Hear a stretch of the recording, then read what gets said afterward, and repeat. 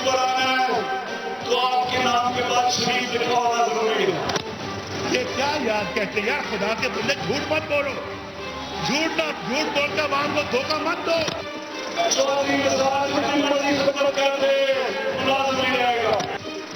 खान साहब बस करें, एक जलसे से कोई लीडर नहीं बन सकता। हम इन सबका मुकाबला करेंगे। अस्सलाम वालेकुम and good evening everybody, you watching cross fire. मैं हूं मेहर बुखारी। आज मुल्क में दूसरी तवानाई कॉन्फ्रेंस हुई। अहम फैसले पूरे दिन की बहस के बाद हुए, मगर ये हकीकत है कि बड़े बड़े ऐवानों में बैठे लोगों को लोड शेडिंग की तकलीफ का एहसास हरगिज नहीं हो सकता, क्योंकि वो इस तकलीफ से गुजरते ही नहीं हैं। आज ही का एक वाक्य आपको बताए देती हूँ। आज कोइंसिडेंटली मेरे साथ अहमद मुख्तार साहब PIA की एक फ्लाइट के अंदर सवार थे। क्योंकि ये छोटा सा जहाज था और इसमें एसीज नहीं चल रहे थे जब तक टेक ऑफ नहीं होना था। 5 मिनट हुए अहमद मुख्तार साहब को आके बैठे हुए और 5 मिनट के अंदर अंदर उनकी हालत बुरी हो गई और खड़े होके उन्होंने ये डिमांड किया कि फौरन जो है वो एसी चला दिए जाएं। ये तो एक आज की छोटी सी मिसाल है। ये तो इंतखाबात को दुआ दीजिए नाजरीन कि इनकी आमद के खौफ ने अवाम की मोहब्बत का जज्बा हमारे हुक्मरानों के दिलों में मोअज़्ज़न कर दिया है कि जैसे हमारे हुक्मरान लोड शेडिंग की तकलीफ से ना आशना है, बिल्कुल इसी तरह हम अवाम भी एक क़यामत से नाबल्द हैं। और वो क़यामत वो है कि जो सियाचिन के 11 सेक्टर में नाजिल हुए और जिसने इस वक्त नाज़रीन 125 खानदानों के घरों में कोहराम बर्पा किया हुआ है। हमारे 125 फौजी और सिविल अफराद दुनिया के सबसे बुलंद महाज़े जंग पर दिफाए वतन का फरीज़ा अदा करते हुए एक बर्फानी तौदे के नीचे दब गए। सियाचिन एक सर जहन्नुम का नाम है, जिस तरह हम सब जानते हैं कि जो अब तक पाक और हिंद के तकरीबन गिव और टेक 8000 फौजियों को निगल चुका है। ऐसी भी दुश्मनी क्या कि हमें एक दूसरे पर किसी ऐसी जगह से हमला करने का खौफ हर वक्त लगा रहता है कि जहां इंसान का खून उसकी रगों में ही जम जाए। ना जाने किस तरफ से पत्थरों की जो आग है या उधर की जो सफेद आग जिसे आप कहते हैं वो कब बरसना शुरू हो जाए। और इसके बावजूद ये सर जहन्नम हमारे जवानों की जीने जो है जबीने बेनियाज के सजदों से आबाद है।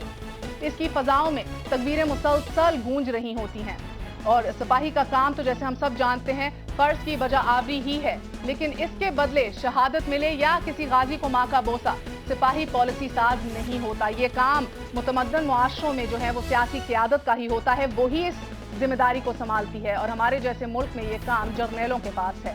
इसके बावजूद हमारी सियासी जमातों की हुकूमतें भारत से ये दुश्मनी खत्म करने का इरादा जब करती हैं फिर वो खुद नहीं रहती हैं अनफॉर्चुनेटली। अभी कल ही सदर मुमलिकत आसिफ अली जरदारी भारत से होकर वापस आए हैं। नवाज शरीफ साहब इस दौरे के मोहतरफ हैं, मगर सदर के भारत जाने से एक रात पहले लाहौर में अचानक गहमा गहमी पैदा हो गई। सदर का क़याम गवर्नर हाउस में था। पहले वहां जनरल कियानी पहुंचे, फिर वजीर खारजा और उसके थोड़ी ही देर बाद वजीर आजम सैयद यूसुफ रजा गिलानी भी वहां पहुंच गए। बताया जाता है कि जनरल कियानी को सदर मुमलिकत के भारतीय दौरे के हवाले से एतमाद में लिया गया। ये बात इतनी सादा भी नहीं है कि जितनी शायद अभी सुनने में लग रही है, बल्कि ये मुल्क की खारजा पॉलिसी है कि जो भारत से लेकर चीन तक, चीन से लेकर अमेरिका और बरतानिया तक और बरतानिया से लेकर रूस तक, ईरान से सऊदी अरब तक एक अजीब उलझाव का शिकार है। और इस पॉलिसी के बारे में ये कहा जाता है कि इस पर सिविल अथॉरिटी का कंट्रोल नेक्स्ट टू नथिंग है।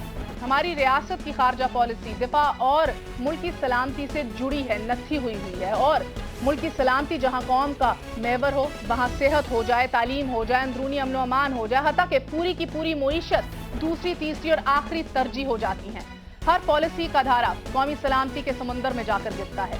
हमारी दो बड़ी सियासी जमातें तो रियासत को इस माइंडसेट कह लीजिए, इस माइंडसेट से निकाल नहीं पाई। अब देखना यह है कि उभरती हुई एक और सियासी जमात के जो हर हाल में तब्दीली लाने का बार बार ऐलान कर रही है, वो क्या रियासत के इस माइंडसेट को तब्दील कर पाएगी, यही देखना है। मेरी मुराद तहरीक इंसाफ से है और इसके चेयरमैन इमरान खान साहब आज हमारे साथ मौजूद हैं। उनसे बात करेंगे कि आग को पुरअसर होने के लिए और कितनी उम्र चाहिए, मगर एक छोटे से वक्त के लिए।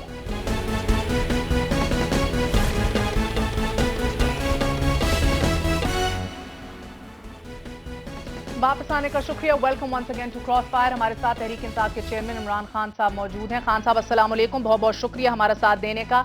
खान साहब, सबसे पहले मैं आपसे जानना चाहूंगी स्टेप बाय स्टेप, आज आपकी इकोनॉमिक पॉलिसी पे भी बात होगी, आपके विजन के ऊपर भी बात होगी पाकिस्तान के लिए, क्योंकि आपके नाकदीन कहते हैं कि बातें ज्यादा होती हैं, अभी आपको अमलन ट्राई नहीं किया और शायद आपकी स्ट्रैटेजी जो है वो it doesn't make sense to a lot of people. सबसे पहले मैं जानना चाहूंगी, आपने सदर मुमलिकत पे बड़ी तंकीद की भारत जाने के लिए, उनके इस ट्रिप को तो मियां मोहम्मद नवाज शरीफ ने भी सराहा है और बड़ा पॉजिटिव स्टेप लिया जा रहा है टुवर्ड्स पाक भारत रिलेशंस। आपको आपका फॉरेन पॉलिसी से ही शुरू करते हैं, आप भारत के साथ ताल्लुकात कैसे इन्विजन करते हैं, किस तरह के रखना चाहते हैं? देखिए, पहले तो मेहर, आपने कहा ना कि आप बातें बड़ी करते हैं, तो क्या आप क्या करेंगे जब आएंगे? देखिए, इन बाकी जमातों को तो आप देख लिया, 4 साल से सारी जमातें इक़्तिदार में या प्रोविंस में या सेंटर में, 5 दफ़ा नून PMLN पंजाब की हुकूमत कर चुकी है 25 सालों में, और 3 दफ़ा पीपल्स पार्टी, बल्कि 4 दफ़ा ये प्राइम मिनिस्टरशिप इनको मिली है। तो इनका तो अब वाज़े हो जाना चाहिए कि इनके पास तो कोई सलूशन नहीं है, क्योंकि प्रॉब्लम्स तो बढ़ते जा रहे हैं। 4 साल में सब कुछ तबाह हो चुका है।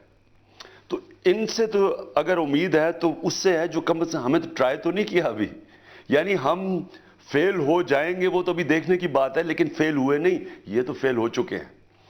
जहां तक इंडिया का ताल्लुक है, ये जो इंडिया की आपने बात की, जहां हम आज बैठे हैं, हमें एक इंडिया से कोई इसमें शक नहीं कि एक नई रिलेशनशिप बनानी चाहिए। वो ये नहीं कर सकते आप, वो गवर्नमेंट कर सकती है जिसके पास क्रेडिबिलिटी और अवाम की सारी अवाम पीछे खड़ी हो, अवाम को कैरी करे। और वो रिलेशनशिप क्या होनी चाहिए कि हम ये फैसला करें कि कश्मीर का इशू है, कोर इशू है, ये हमने हल करना है डायलॉग से, पॉलिटिकली हल करना है। अगर आप मुझे इजाजत दीजिए खान साहब, नई जी आपने कहा नए ताल्लुकात किस नौयत के होंगे, और क्योंकि आप कह रहे हैं कि इस क़यादत की क्रेडिबिलिटी नहीं है, इसी क़यादत के होते हुए इसी दौरे हुकूमत में ट्रेड भी आपका फ्लरिश करना शुरू हो गया, एग्रीमेंट्स हो रही हैं, 5000 मेगावाट बिजली लेने की भी भारत से बात हो रही है, मनमोहन सिंह भी पाकिस्तान आने का वादा कर चुके हैं। तो I mean I can go on and on, कौन सी क्रेडिबिलिटी की आप बात कर रहे हैं? मैं कुछ और बात कर रहा हूं। देखें, हिंदुस्तान से जो असल मसला है वो है कश्मीर का। जब तक आप कश्मीर के ऊपर कोई रोड मैप नहीं देते, ये सारी चीज़ें पहले भी हो चुकी हैं, बल्कि मुशर्रफ के दौर में जितनी आगे बढ़ चुकी थी रिलेशनशिप कभी पाकिस्तान की तारीख में नहीं थी, लेकिन एक मुंबई हुआ और वापस आ गए स्क्वायर वन पे। इसलिए अगर हम ये समझते हैं कि कश्मीर को हम बैक बर्नर पे डाल के ये सारा कुछ कर सकते हैं, ये नहीं होगा, क्योंकि जब तक ये कॉन्फ्लिक्ट लाइव है। जब आप उनसे कश्मीर की बात करेंगे, वो आपसे होम ग्रोन मिलिटेंट्स की बात करेंगे, हाफिज सईद की बात करेंगे, फिर आप क्या करेंगे? फिर आपका मौकफ क्या होगा? बिकॉज उधर डेडलॉक बन जाता है ना एकदम। मैंने आपको कहा कि एक नई रिलेशनशिप कायम करनी पड़ेगी ट्रस्ट के ऊपर, और वो रिलेशनशिप वो गवर्नमेंट कर सकती है जो पाकिस्तानियों को अपने पीछे रखे। पहले तो उसके पीछे पाकिस्तान खड़े हो, जो टोटल कमांड में हो। अभी आपने अपने तबसरे में कहा कि सारी जो फॉरेन पॉलिसी है वो सिक्योरिटी कंसर्न्स के ऊपर है। इसको एक और तरह देख लें कि सारी जितनी वॉर ऑन टेरर है जो इस वक्त मसला है, वो सारी इस डेमोक्रेटिक हुकूमत ने फौज को सबलेट कर दी है। कभी किसी डेमोक्रेटिक हुकूमत, कोई भी डेमोक्रेटिक हुकूमत इजाज़त देती है कि सारी इतना बड़ा सारा वेस्टर्न बॉर्डर बलूचिस्तान से लेके सारा कबायली इलाका, पूरी एजेंसीज इस वक्त सिर्फ फौज ये रन कर रही है। पॉलिटिशियंस पॉलिटिकल सॉल्यूशंस ढूंढते हैं, इसलिए जो कंट्रोल में ही नहीं है। कराची में भी रेंजर्स के हाथ में सब कुछ है। मुझे बताएं कि ये क्या कर रहे हैं? अगर डेमोक्रेटिक हुकूमत, जो मैंने आपको फिर उस चीज पे आता हूं, मैं एक मिनट, मैं आपको दो सवाल है मेरे आपसे। मैं एक सेकंड, दो सवाल इसी इशू के ऊपर, दो सवालों का जवाब मैं आपसे लेना चाहूंगी। पहला सवाल तो ये है कि आपने कहा कि नई रिलेशनशिप, ऐलान लाहौर आपको याद होगा नवाज शरीफ के टाइम पे वो भी एक नई सिमत का ही तयन था, वो एक नई सिमत और एक नए डायरेक्शन का ही था। कारगिल हो गई, उसके बाद हमने देखा क्या हुआ। फिर आप बात करते हैं ट्राइबल एरियाज की, तो तहरीक नफाज शरीयत मोहम्मदी के अंदर मौलाना सूफी के साथ भी तो डायलॉग हुआ था ना, वो भी सारे अपने ही थे। अपनों से मसला नहीं है, मसला उन अनासिर से है कि जिनसे डायलॉग भी होता है, काजी कोर्ट्स भी सेटअप होते हैं और फिर भी उल्टा मुंह पे आके गिरती है। इन दोनों चीजों के जवाब दे दें कि आप कहना बड़ा आसान है कि भाई न्यू रिलेशनशिप होएगी। They will not proceed till you tackle your ingrown militants as they से। میں پھر سے ریپیٹ کرتا ہوں, میں نے یہ کہا تھا کہ ایک نئی ریلیشن شپ ایک کریڈیبل گورنمنٹ کر سکتی ہے. وہ کریڈیبل گورنمنٹ, ڈیموکریٹک گورنمنٹ جو انچارج ہو, جو وہ ہندوستان میں یہ سمجھے کہ یہ ٹوٹل انچارج ہیں, یعنی ان کے ہاتھ میں ساری پالیسی ہے. ابھی جو آپ نے بھی بات کی یہ ساری کہ جی ڈائلاگ ہوا اور جو بھی ہوا صوفی محمد, دیکھیں بات یہ ہے کہ ملٹری سلوشن اس جنگ کی, اب ساری امریکن اس نتیجے پہ آ گئے کوئی ملٹری سلوشن نہیں ہے. میں 8 سال سے آپ کے پروگرام میں اور لوگوں کو کہتا جا رہا تھا کہ یہ پہلے تو ہماری جنگ نہیں ہے, اور جب بڑے اونچی بیٹھ کے کہتے تھے جی ہماری جنگ ہے, آج پتہ چل گیا کہ جنگ کس کی ہے, ہماری جنگ نہیں ہے. دوسری چیز میں یہ کہتا تھا کہ اس کی ملٹری سلوشن نہیں ہے, ملٹری سلوشن ملیٹنٹس بنا رہی ہے.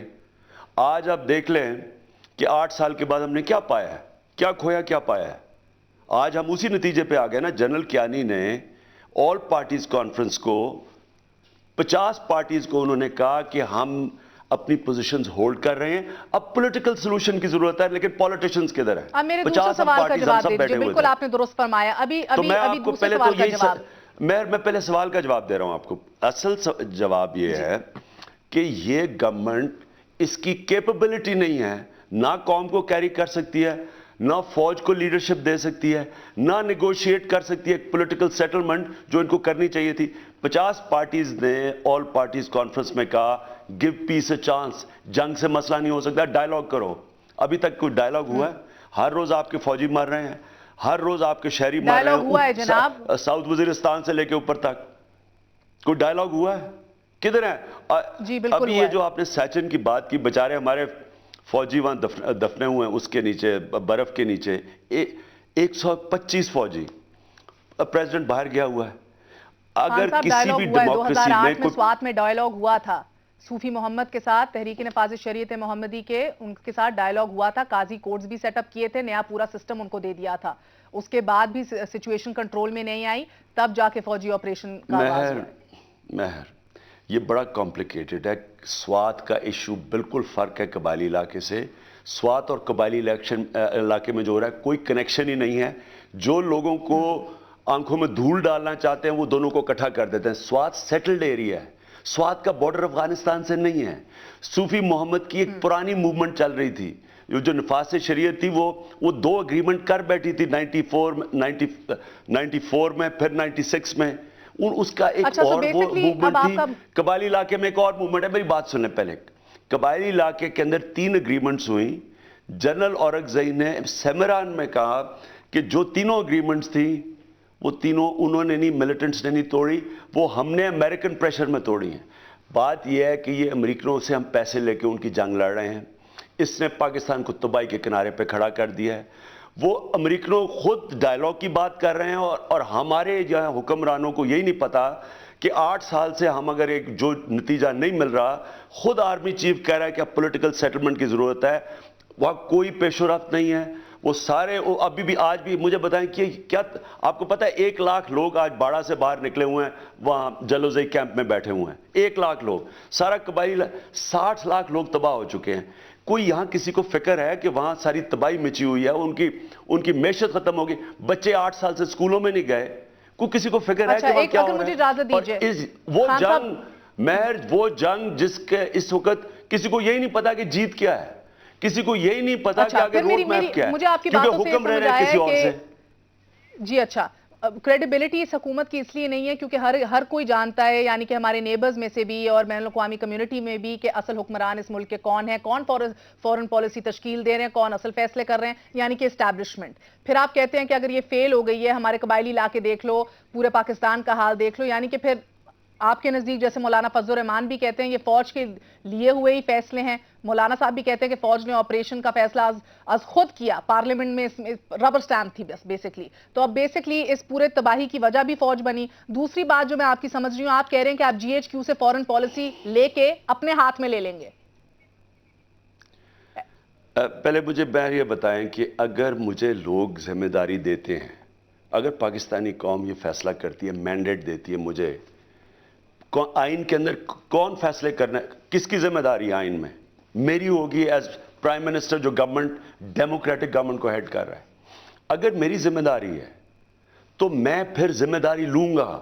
میں پھر یہ کہوں گا کہ اگر میں, کیونکہ عوام میرے سے ایکسپیکٹ کرے گی ذمہ داری نبھانی, پھر اگر میں اگر میں کسی کا پتلا بن جاؤں تو میں ذمہ دار ہوں, پھر مجھے ریزائن کرنا چاہیے.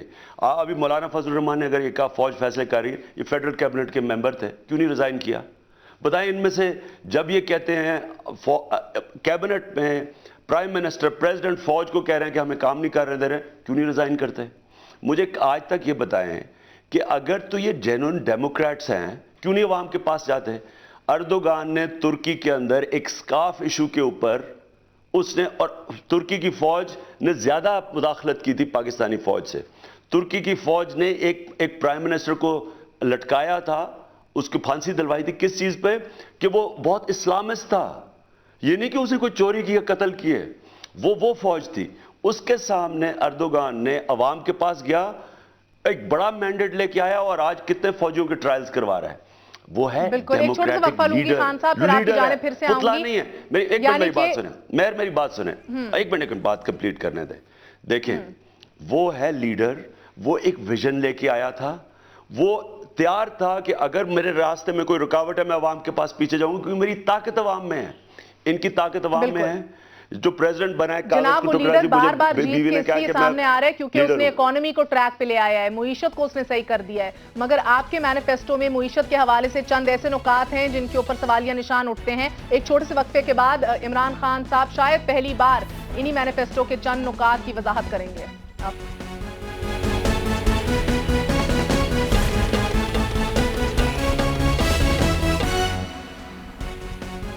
واپس آنے کا شکریہ. کل بھی عمران خان صاحب ایبٹ آباد میں ترکی کی مثال دے رہے تھے اور یہ کہہ رہے تھے کہ ہم اسی طرح کا سسٹم ادھر بنا سکتے ہیں.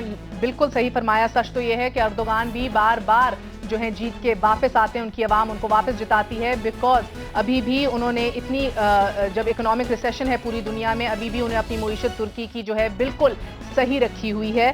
1929 میں جدھر جنرلوں کو ترکی کے اندر نشستیں, اسمبلیوں کے اندر نشستیں بھی ان کی تھیں, آج انہیں پورا نظام درست کر کے رکھ دیا ہے. آئین کے اندر جنرلوں کی, سپریم کورٹ کی ہر ایک کی حدود جو ہیں وہ اسٹیبلش کر دی ہیں. کیسے معیشت کو صحیح رکھے, معیشت کی اوپر ہی بات کریں گے کہ عمران خان صاحب کیسے انقلاب لائیں گے, اکانومی کو کس طرح ٹرن اراؤنڈ کریں گے. خان صاحب سب سے پہلے بتائیے, 90 دن میں کرپشن ختم کر دوں گا, بہت بلند و باغ دعویٰ ہے, کس طرح کریں گے؟ میں نے کہا کہ 90 دن میں جو بڑی کرپشن ہے مہر وہ ختم ہو سکتی ہے, اور وہ انشاءاللہ کر کے دکھائیں گے. بلکہ پہلے دن ہی فرق پڑ جائے گا. یعنی آپ پہلے دن ہی کرپشن کو آدھا کر سکتے ہیں. وہ کیسے کر سکتے ہیں؟ وہ کہ اگر آپ کا پرائم منسٹر ایماندار ہو, آپ کی کیبنٹ ایماندار ہو, آپ کی آدھی کرپشن تو اسی دن ختم ہو جائے گی. کیونکہ کرپشن ہوتی کیسے ہے؟ میں پرائم منسٹر ہوں, میری کیبنٹ, میں وزیر ہوں, میں نے پیسہ بنانا ہے. پیسہ کیسے بناؤں گا؟ اپنا سارا نیچے بیوروکریسی کرپٹ کروں گا, پی آئی اے میں اپنا آدمی رکھوں گا, اسٹیل مل کو چوری کرنے کے لیے اپنا آدمی رکھوں گا. کرپشن اوپر سے شروع ہوتی ہے. ہماری سپریم کورٹ کے جج صاحبان آپ کے نزدیک صاف ستھرے لوگ ہیں نا, نان کرپٹ ہیں, رائٹ؟ لیکن جو کرپشن کی جنگ کیسے شروع ہوگی؟ ایک چائنیز پروورب ہے, fish roots from the top. میں سیدھا سن لیں میری بات, جب تک آپ کی لیڈرشپ ایماندار نہیں ہوگی, جب تک آپ کی لیڈرشپ ایماندار نہیں ہوگی, کرپشن نہیں ختم ہو سکتی. افتخار چودھری ایماندار آدمی ہیں, آئی بلیو ہیں, رائٹ؟ جوڈیشل پالیسی بھی انہوں نے دی, ایماندار آدمی ہے, ایماندار سربراہ ایک ادارے کا, اتنے بڑے ادارے کا پاکستان میں. لوور کورٹس میں کرپشن اتنی ریمپنٹ کیسے ہے؟ پہلے تو پہلے میں آپ کو مثال دوں نا. پہلے تو آپ دیکھیں کہ دنیا میں ہوا کیا ہے, کیوں ہم پہلا ملک تو نہیں ہے جو کرپٹ ہے. ترکی کے اندر اردوغان کے آنے سے پہلے 2002 میں جتنی کرپشن تھی پاکستان میں اتنی تھی. ان کی بھی پرائم منسٹر تانسو چلر کرپشن کے اندر چارجز میں نکلی تھی. ادھر اتنا برا حال تھا کہ ان کا جو لیرہ تھا 15 لاکھ لیرہ کا $1 تھا. آج 1.5 لیرہ کے $1 ہے 10 سال کے بعد. تو کیا کیا؟ خود ایماندار تھا. سب سے پہلی چیز خود ایماندار تھا, کیبنٹ ایماندار تھی. عبداللہ گل پریزیڈنٹ وہ ایماندار تھے. یہ بگننگ تھی. یہ لڑائی ادھر سے شروع ہوتی ہے کرپشن کے خلاف. ہاں جی میں چھوٹی سی مثال پوچھ رہی ہوں، افتخار محمد چودھری جو ہیں وہ نان کرپٹ نہیں، ہیں، ایک ایماندار آدمی ہیں، میں پہلے لیکن آپ کو کرپشن بڑی ہے لوور کورٹس میں. اگر آپ ڈیٹا اور سٹیٹسٹکس دیکھیں کم نہیں ہوئی. جوڈیشل پالیسی انڈیپینڈنٹ ہے، کمپلیٹلی عدلیہ انڈیپینڈنٹ ہے، آزاد ہے. میں پہلے تو شروع کریں نا کہ جن ملکوں میں کرپشن ہماری طرح کی تھی اور قابو پا گئے، سنگاپور، آپ لی کوان یو کے آنے سے پہلے دیکھیں 40 سال پہلے اتنی کرپشن تھی جتنی بلکہ پاکستان میں کم کرپشن تھی. ملیشیا دیکھ لیں مہاتر کے آنے سے پہلے. دیکھیں پہلے تو پرائم منسٹر جب خود ایماندار ہوتا ہے اور اخلاقی قوت ہوتی ہے، سب سے پہلے کرپشن آپ تب فائٹ کرتے ہیں، پھر آپ اداروں کو صاف کر دیتے ہیں، آپ کی کیبنٹ ٹھیک ہو جاتی ہے، بڑے بڑے کانٹریکٹس پہ جو پیسہ بنتا ہے اس سے ملک بچ جاتا ہے.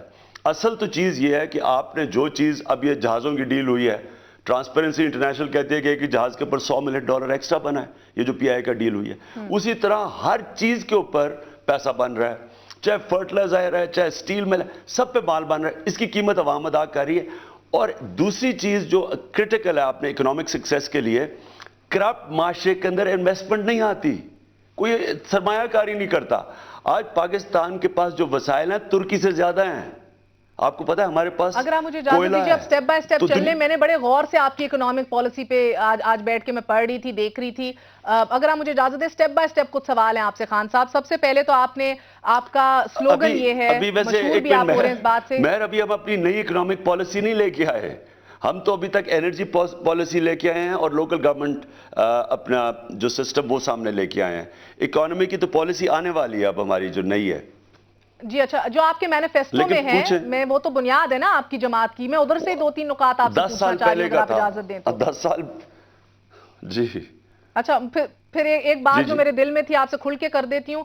10 سال پہلے کیا کوئی کاپی پیسٹ کا کام ہوا تھا، چھاپا ہوا تھا کچھ؟ بیشتر اس میں ایسی چیزیں مجھے لگیں جو 1996 سے لے کے میں اب تک سنتی آ رہی ہوں، 16 سال ہو گئے ہیں.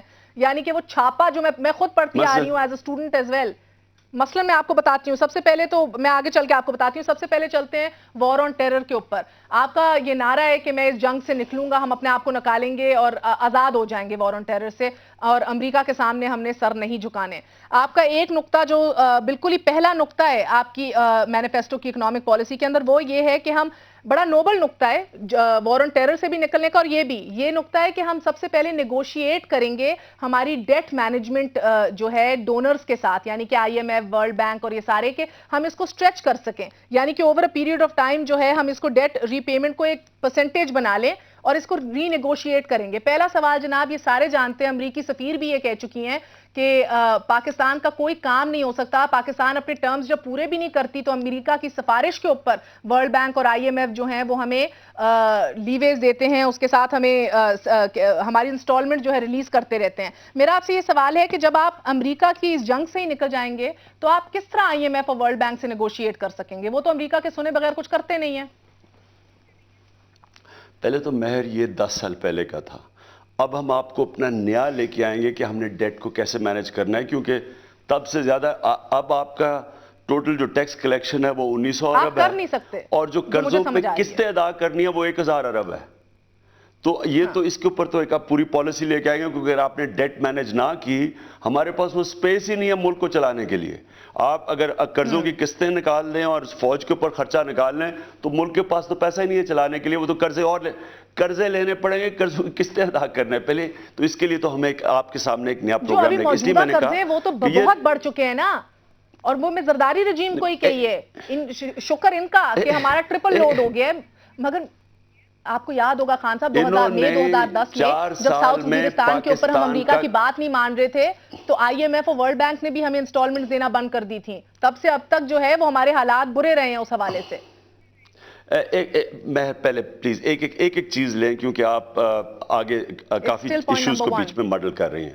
سب سے بڑا پوائنٹ یہ ہے کہ یہ جو یہ ہم نے تب یہ 10 سال پہلے کی بات کی تھی.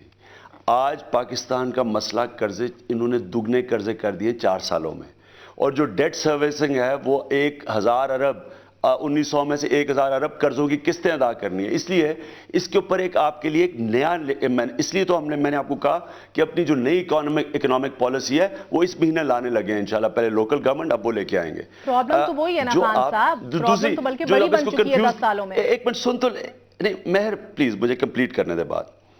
جو آپ نے کہا اس کو لنک کر دیا وار آن ٹیرر سے. گورنمنٹ کی اپنی فگرز ہیں کہ 4 سالوں کے اندر $50 ارب کا انہوں نے نقصان کیا وار آن ٹیرر پہ. یہ پاکستان، یہ زرداری گورنمنٹ کی فگرز ہیں. 4000 ارب روپیہ خرچ کیا ضائع ہوا ہے اس ملک کا 4 سالوں میں.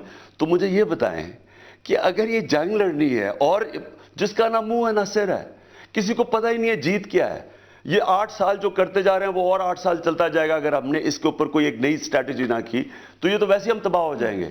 اس لیے میرے خیال میں یہ کلیئرٹی لے آئیں اپنے کہ ایک ریولوشنری پاکستان میں اب چینجز چاہیے. اس میں اگر آپ نے اس ملک کو اب بچانا ہے نا جدھر کھڑا ہے، نمبر 1 چیز آپ کو اس جنگ سے نکلنا پڑے گا. کیونکہ اس کے جو اور فال آؤٹ یہ ہے کہ کوئی انویسٹمنٹ ہی نہیں آ رہی. پاکستان میں فلائٹ آف کیپٹل ہے، اتنا انسیکیور ہے کہ دبئی جا کے بچارے آپ کے بزنس مین جا کے میٹنگ کرتے ہیں. اس کے ساتھ کنیکٹڈ دوسرا یہ ہے کہ جب تک آپ اس کرپشن کے اوپر اور گورننس سسٹم ٹھیک نہیں کرتے، پاکستان کے پاس پیسہ ہی نہیں آنے لگا. انویسٹمنٹ جو آپ کو اس ملک میں پار جنریشن کے لیے پیسہ چاہیے، مثلا کوئلہ ہے آپ کے پاس، کوئلہ پڑا ہوا ہے، اس کو کوئلے کو پار جنریشن میں بنانے کے لیے انویسٹمنٹ چاہیے. وہ انویسٹمنٹ کیسے آئے گی؟ یا کرپشن کی وجہ سے اور وار آن ٹیرر کی وجہ سے انویسٹمنٹ ہی نہیں آنی. تو یہ 2 چیزوں کو ٹیکل کرنا پڑے گا، گورننس کو اور کرپشن کو ایک طرف اور وار آن ٹیرر کو دوسری طرف. نہیں تو پاکستان تباہی کی طرف جا رہا ہے. تو یہ 2 ایمرجنسی سچویشنز ہیں. جی اچھا، میں ایک وقفہ لے رہی ہوں. وقفے کے بعد خان صاحب آپ سے یہ جاننے کی کوشش کرنی ہے کہ انقلاب تو آئے گا، مگر انقلاب شاید اسی صورت میں آئے گا جو آپ انویژن کر رہے ہیں. اکنامک پالیسیز بھی، لوکل باڈی کے حوالے سے بھی ابھی آپ نے ہمیں اور سمجھانا ہے، مگر وہ تب آئے گا جب آپ 2/3 اکثریت کے ساتھ آ سکیں، آپ کی ٹیمز ہر اسمبلی میں موجود ہوں. کیا یہ واقعی پاسبل ہوگا؟ بیکاز آپ کے ٹیکس ریفارمز میں بھی اب آتے ہیں جو پاسبل نہیں لگ رہے. But we gonna find out from Imran Khan after very short break.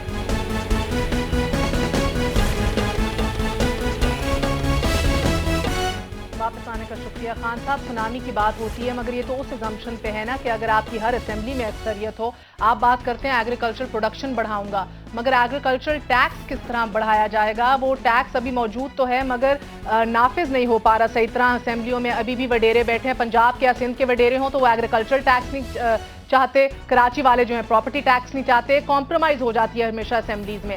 آپ کس طرح انشور کریں گے؟ پہلے تو مہر انشاءاللہ یہ جو سونامی ہے اس کا ابھی آپ نے کوئی 20-30% دیکھا ہے. یہ تو بھی اپنی پورے جب الیکشن قریب آئے گا تو آپ اس کا پورا زور دیکھیں گے، کیونکہ یہ سونامی چینج کی ہے اور لوگ فیصلہ کر بیٹھے ہیں کہ ان کو تبدیلی چاہیے اور تبدیلی کی پارٹی وہ نامنیٹ کر بیٹھے ہیں تحریک انصاف. اس لیے اس چینج کو نہیں کوئی روک سکتا. آپ نے کہا ٹیکس کیسے لگائیں گے؟ جو ٹیکس ہے ساری دنیا کے اندر انکمز پہ ٹیکس ہوتا ہے.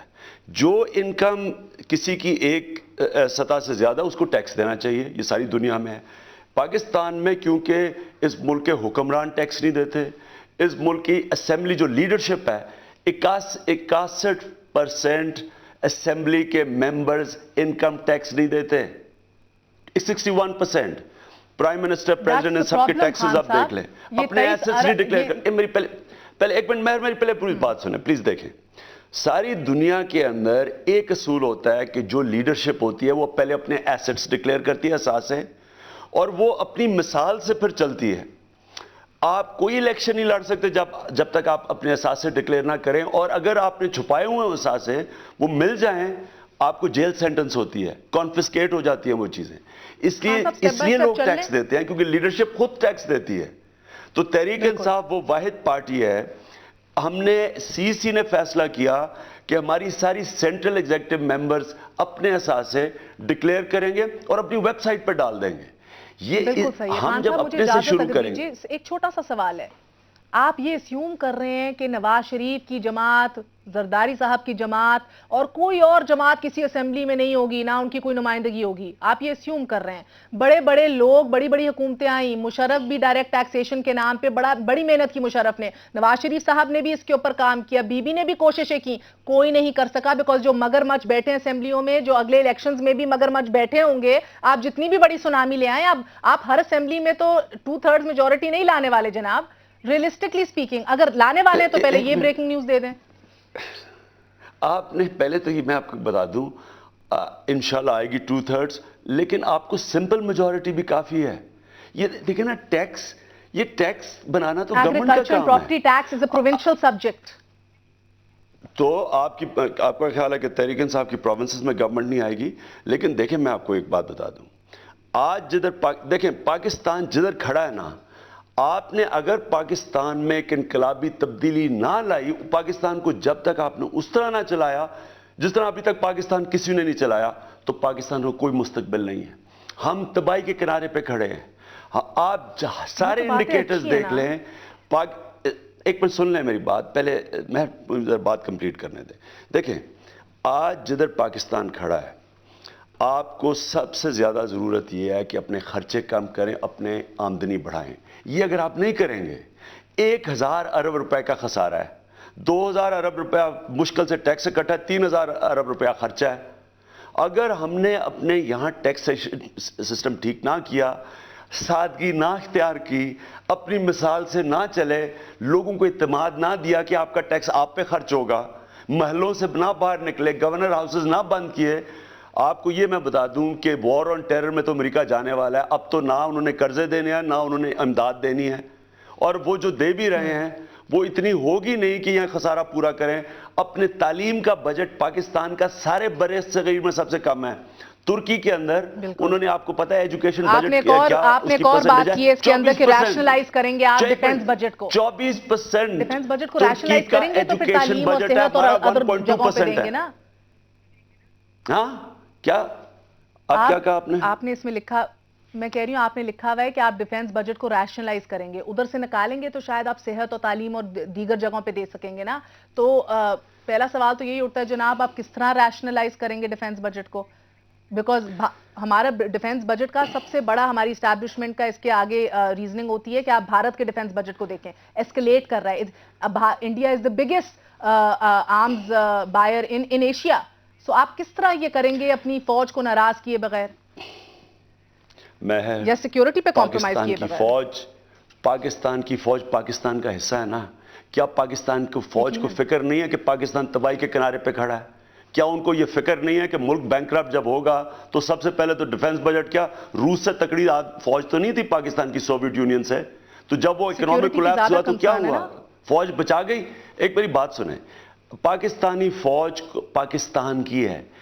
اگر ہم نے سب نے مل کے یہ جو آگے ہم اندھیرے کی طرف جا رہے ہیں اور تباہی کی طرف, اگر ہم نے نہ مقابلہ کیا, ساری قوم کو اکٹھا ہونا پڑے گا, سب کو مل کے فیصلہ کرنا پڑے گا کہ کیا پاکستان نے تباہ ہونا ہے یا ایک نیا پاکستان بنانا ہے, خودداری ہونی ہے یا یہ غلامی کرنی ہے, یا اپنی فوج کو اپنے لوگوں سے لڑانا ہے کسی سے پیسے لے کے, یا ایک خوددار قوم بن کے اپنے لوگوں کے ساتھ کھڑا ہونا ہے. ریئلسٹکلی جو بات مجھے سمجھ آتی ہے خان صاحب, مجھے یہ بات سمجھ آتی ہے کہ آپ اسمبلیوں میں پہنچیں گے خیر سے, لوگ آپ کو ووٹ دیں گے, تو پھر آپ کو میاں صاحب کی جماعت کے ساتھ, زرداری صاحب کی جماعت کے ساتھ, ان سب کے ساتھ بیٹھنا پڑے گا in one sort of a formula or another, hung parliament, let's just say. تو آپ کس طرح انہیں راضی کریں گے اپنی باتوں کے اوپر؟ مجھے یہ سمجھا دیجئے, چاہے وہ ایگریکلچر ٹیکس ہو, چاہے میری بات سنیں, میں ان کے ساتھ اگر بیٹھنا ہی ہے تو پالیٹکس مجھے کرنے کا فائدہ کیا ہے؟ اگر انہی کے ساتھ بیٹھنا ہے, دیکھیں نا آج تباہی انہی کی وجہ سے ہوئی ہے. پارلیمنٹ میں آپ ان کے ساتھ نہیں بیٹھیں گے, اگلے الیکشنز میں نمبر لے کر آ گئے تو آپ پھر پارلیمنٹ میں نہیں جائیں گے؟ اگر ہم نے کلیئر میجورٹی نہ لی, تحریک انصاف اپوزیشن میں بیٹھے گی, کیونکہ مقصد کیا پالیٹکس کا؟ مجھے یہ بتائیں عمران خان کو کیا فائدہ پالیٹکس کا؟ مجھے کس چیز کی کمی ہے؟ ہم تو صرف پالیٹکس کر رہے ہیں اپنے ملک کے لیے. اگر ہم نے ملک کو چینج ہی نہ کر سکے, ریفارمز ہی نہ لا سکے, آپ کا خیال ہے کہ یہ ہمیں چینج لانے دیں گے؟ مجھے بتائیں, جو یہ 25 سال باریاں لے چکے ہیں, باری لوکل باڈیز پہ آ جاتے ہیں, وقت کی قلت ہے خان صاحب, چینج تو نیچے سے ہی شروع ہوتا ہے. جی, چینج نیچے سے شروع ہوتا ہے, اور آج آپ نے لوکل گورنمنٹ, چینج اوپر سے شروع ہوتا ہے نا, مگر نیچے سے لیڈرشپ آپ لانا چاہ رہے ہیں لوکل گورنمنٹ کے تھرو.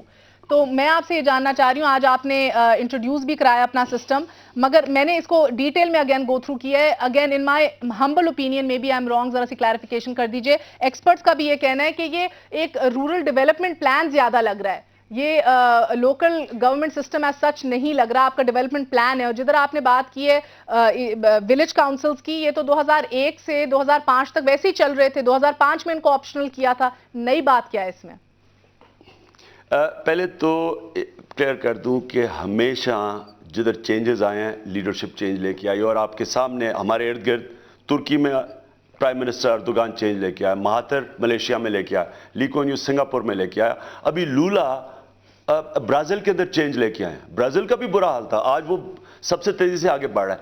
लेकिन लीडरशिप चेंज लेके आती है, और लीडरशिप अपनी मिसाल से लोगों को इंस्पायर करती है, लोगों को डरने के जोर से नहीं, इसलिए सबसे पहले लीडरशिप खुद कुर्बानी देती है, कौम फिर कुर्बानी देने के तैयार हो जाती है।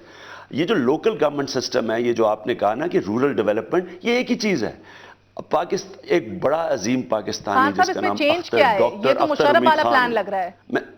ये बिल्कुल मुशर्रफ, ये कभी हुआ ही नहीं है पाकिस्तान में। ये जो सिस्टम हम लेके आएंगे, ये कभी ये बल्कि अंग्रेज जब आया था उसने ये अब मौजूदा सिस्टम अंग्रेज का है, गुलामों का सिस्टम है। अंग्रेज की अपने मुल्क में ऐसा सिस्टम नहीं लेके आया। देख लें खान साहब, ये 2001 से लेके 2005 तक तो विलेज काउंसिल्स चल रहे थे। मैं आपको समझाता हूं ये सिस्टम क्या है। अंग्रेज के आने से पहले जो गांव था वो एक self contained, self governing community था। सब कुछ गांव में, गांव अपने स्कूल चलाता था, अपने इलाज करता था, अपना पुलिसिंग करता था, इंसाफ अपने लोगों को देता था। गांव वो था, गांव सब कुछ था, अपने डेमोक्रेटिक फैसले वो करता था। ये 2000 साल से चला रहा था। अंग्रेज ने तब्दील किया, क्यों? क्योंकि वो यहां से चीजें उधर लेके, कॉलोनियलिज्म थी, यहां से माल निकाल के लेके गया। अंग्रेज के बाद ये आप अगर लॉर्ड मैकॉले की स्टेटमेंट पढ़ लें तो ये बड़ा अमीर इलाका था। 24% हिंदुस्तान का वर्ल्ड जीडीपी था। जब अंग्रेज गया तो ये जिधर अंग्रेज ज्यादा गया वहां गुर्बत ज्यादा आ गई। बंगाल सबसे अमीर प्रोविंस था, सबसे गुर्बत बंगाल में थी जितनी ज्यादा देर उन्होंने हुकूमत की। तो ये जो हम सिस्टम लेके आ रहे हैं, ये लोगों को आजाद करेगा पुलिस थाने से, जो फ्यूडल सिस्टम जो अंग्रेज लेके आया था। अंग्रेज ने फ्यूडल स्ट्रक्चर बनाया था। थाने से आजाद, पटवारी से आजाद, अपने स्कूल चलाएगा गांव, अपना डिस्पेंसरी चलाएगा। क्रेडिट सिस्टम हम ऐसा क्रिएट करेंगे कि गांव के लोग मिलकर क्रेडिट डेवलपमेंट अपनी करेंगे। ये अख्तर हमीद खान जो सिस्टम लेके आए थे, औरंगी पायलट प्रोजेक्ट, लोग जब एम्पावर होते हैं, लोगों को आप इख्तियारात दे दें, लोग खुद अपने हालात ठीक कर सकते हैं, जो उन्होंने औरंगी पायलट प्रोजेक्ट में किया था, जो कभी किसी ने आने नहीं। क्यों नहीं दिया? क्योंकि हमारा जो फ्यूडल सिस्टम है, ये अगर ये निजाम आ गया तो फ्यूडल सिस्टम खत्म हो जाएगा। अच्छा, ये जो थाने के जरिए जी, एक तो वक्त की बड़ी किल्लत है। दो सवाल हैं बस। एक तो नॉन पार्टी बेस्ड होगा या पार्टी सिस्टम के ऊपर ये बेस्ड होगा सिस्टम? देखिए, गांव के लेवल के ऊपर तो हम सोच रहे हैं नॉन पार्टी बेसिस, क्योंकि गांव के अंदर तो आप नहीं चाहते कि तकसीम हो, क्योंकि गांव ने अपने सारी कम्युनिटी को हम इकट्ठा करना चाहते हैं। लेकिन उसके ऊपर जो डिस्ट्रिक्ट लेवल पे है वो हम पार्टी बेस्ड इलेक्शंस करवाते हैं। मसलन शहरों के अंदर, जिस तरह लंदन के अंदर लेबर और कंजर्वेटिव के अंदर मेयरशिप की होती है, वो पार्टी बेस पे हो सकता है। गांव के लेवल क्योंकि कम्युनिटी इकट्ठी हो,